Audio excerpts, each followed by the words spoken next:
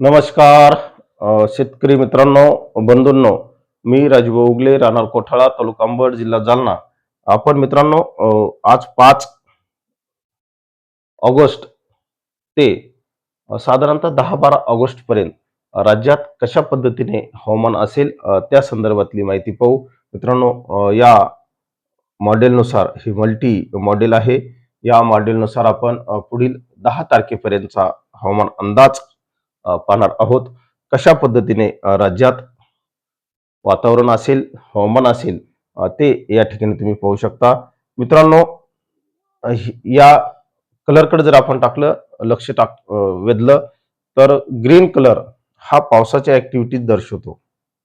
सरासरीपेक्षा अधिक पाऊस हा ग्रीन कलर आपल्याला दर्शवत आहे. त्यानंतर मित्रांनो, फिकट पिवळ्यापासून गडद लाल पर्यंत हा जो कलर दर्शवतो आपल्याला, हा मित्रांनो सरासरीपेक्षा कमी पर्जन्यमान दर्शवत आहे.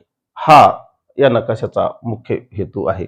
मित्रांनो, आपण जर या ठिकाणी प्रामुख्याने जर पाहिलं, तर महाराष्ट्रावर आपल्याला गडद केशरी आणि लाल कलर दिसत आहे. तर आपण जर पाहिलं, तर महाराष्ट्रात पुढील 10 दिवस सरासरी पेक्षा जास्त पावसाची नोंद होणार नाही, असं या मॉडेलने आपल्याला सांगितलेले आहे. क्वचित ठिकाणी विखुरलेल्या स्वरूपात हलका ते मध्यम पाऊस होईल, नाही असं नाही. घाटावर सुद्धा मित्रांनो, काही ठिकाणी पाऊस ऍक्टिव्ह असेल, सक्रिय असेल, परंतु अंतर्गत महाराष्ट्र जो आहे, विशेषतः मराठवाडा, या मराठवाड्यामध्ये मित्रांनो फारशा पावसाच्या नोंदी होणार नाहीत.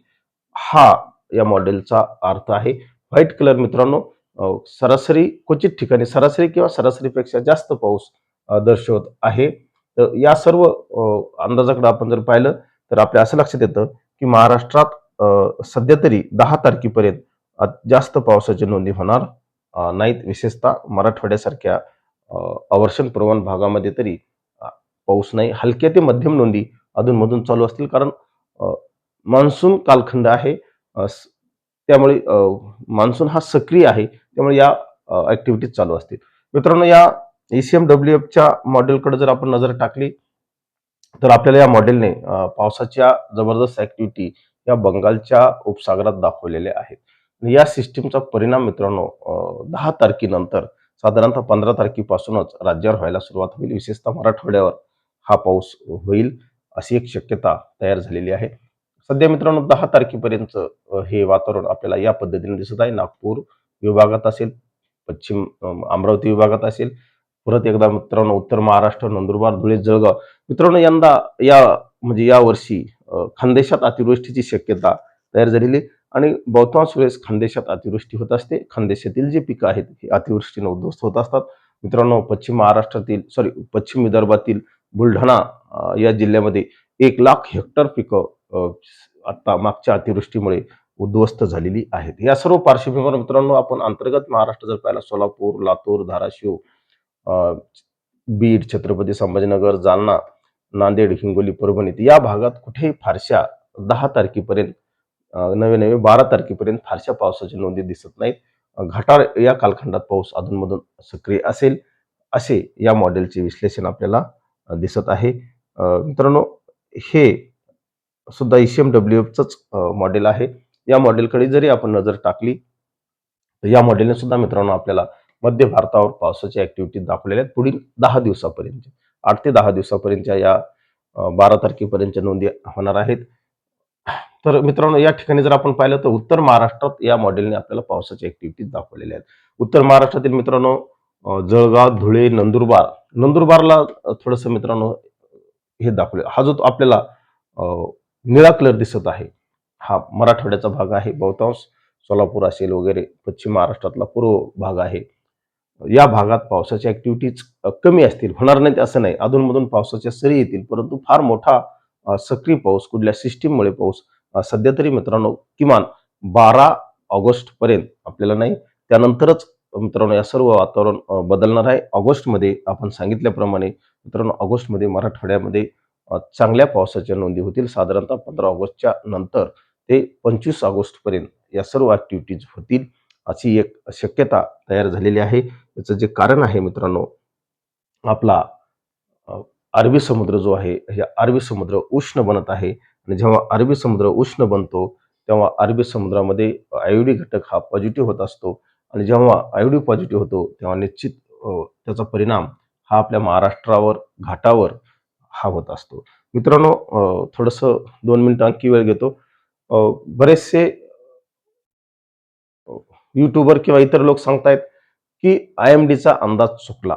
तर माझ्या मते मित्रांनो, आय-एम-डीचा अंदाज चुकलेला नाही. अंदाज कोणाचा बरोबर आणि कोणाचा सत्य हे जेव्हा सीझन संपूर्ण संपेल तेव्हा कळत असतं.